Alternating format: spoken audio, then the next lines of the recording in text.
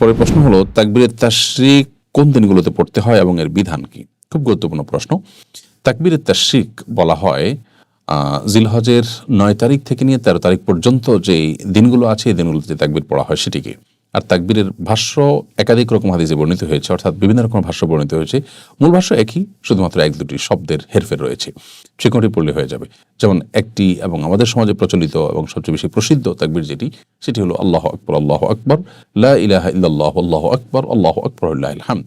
তবে আল্লাহু আকবার ৩ বার ও কোনো বর্ণনায় বর্ণিত হয়েছে আল্লাহু আকবার, আল্লাহু আকবার, আল্লাহু আকবার, লা ইলাহা ইল্লাল্লাহ, আল্লাহু আকবার, আল্লাহু আকবার, লিল্লাহিল হামদ। দুইটাই ঠিক আছে।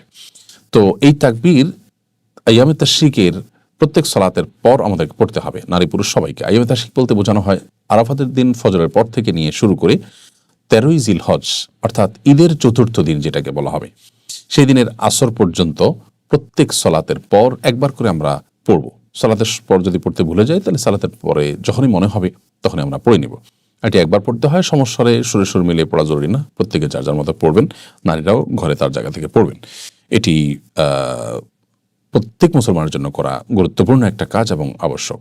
এর বাইরে জিলহজের প্রথম ১০ দিন ধরেই তাকবীর বেশি বেশি করে পাঠ করা, অথবা যে কোনো তাকবীর আল্লাহু আকবার বলা, অথবা আল্লাহু আকবার কবীরা আলহামদুলিল্লাহি কাসীরা ওয়া সুবহানাল্লাহি ওয়া বিহামদিহি বুকরাতান ওয়া আসীলা বেশি বেশি করে পাঠ করা, সেটিও কিন্তু গুরুত্বপূর্ণ একটি ভালো কাজ এবং নেক আমল, সওয়াবের কাজ, সেটা করা যেতে পারে। আজকের উপর ঈদুল আজহার দেশে ঈদুল আজহায় দেশে কোরবানি করা কি আবশ্যক? খুবই গুরুত্বপূর্ণ এবং প্রাসঙ্গিক প্রশ্ন। যারা হজে গিয়েছেন তারা হজে গিয়ে তিনি যদি তামাত্তু হজ করে থাকেন, হজে কেরান করে থাকেন, তাহলে তিনি দমে শুকর সেখানে দিবেনি, যেটাকে সেখানে কোরবানি বলি আমরা, হাজিরা যেটা করে থাকেন সেটা তারা দিবেনি। এর বাইরে তারা যদি মুকিম হন, হানাফি মাযহাব মতে তারা যদি মুকিম হন, দেশে তাদের তরফ থেকে কোরবানি করবে। মুকিম মানে হলো মক্কায় ১৫ দিনের বেশি যদি তারা নিয়ত করে থাকেন অবস্থানে, তাহলে তারা মুকিম হয়ে গেলেন সেখানে, তাহলে তাদের তরফ থেকে দেশে কোরবানি করতে হবে কেউ না কেউ। আর যদি তারা ১৫ দিনের কম মক্কায় অবস্থান করেন একই সাথে, তাহলে সেক্ষেত্রে তারা মুসাফির থাকুন, মুসাফির কোরবানি প্রযোজ্য হয়। এটা হলো ফুকাহা হানাফির মত। অবশ্য আরব উলামা ইকরাম, সৌদি আরবের স্কলারগণ এবং আর অনেকের মত হলো যে হাজী সাহেবদের উপরে দেশে বা অন্য কোথাও আর কোনো কোরবানি বর্তায় না।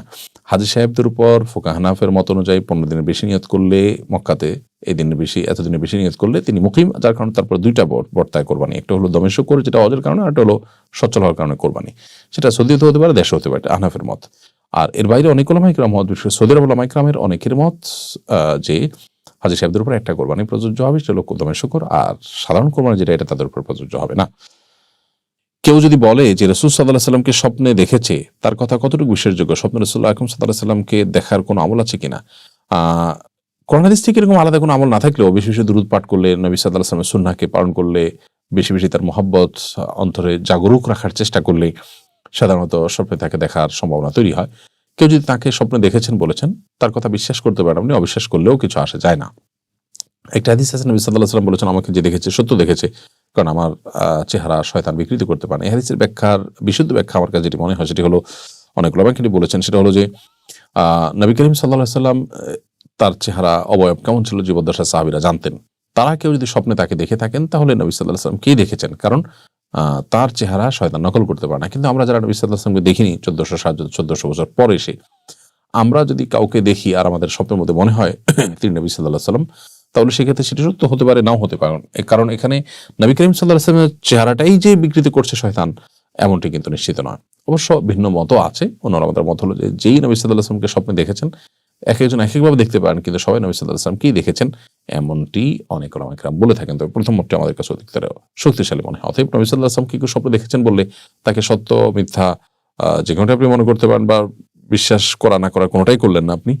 তবে তার সাথে স্বপ্নে সাক্ষাৎ হওয়ার জন্য আপনি দুরূদ, সুন্নাহর আমল, অন্যান্য কাজগুলো করবেন বেশি থেকে বেশি। আর সাক্ষাৎ কারোর সাথে হোক বা না হোক, তিনি যদি সুন্নাহ পালন করতে থাকেন, নবী সাল্লাল্লাহু আলাইহি ওয়াসাল্লামের প্রতি দুরূদ পালন করতে থাকেন, ইনশাআল্লাহ বিদিল্লাহ তিনি নাজাত পাবেন।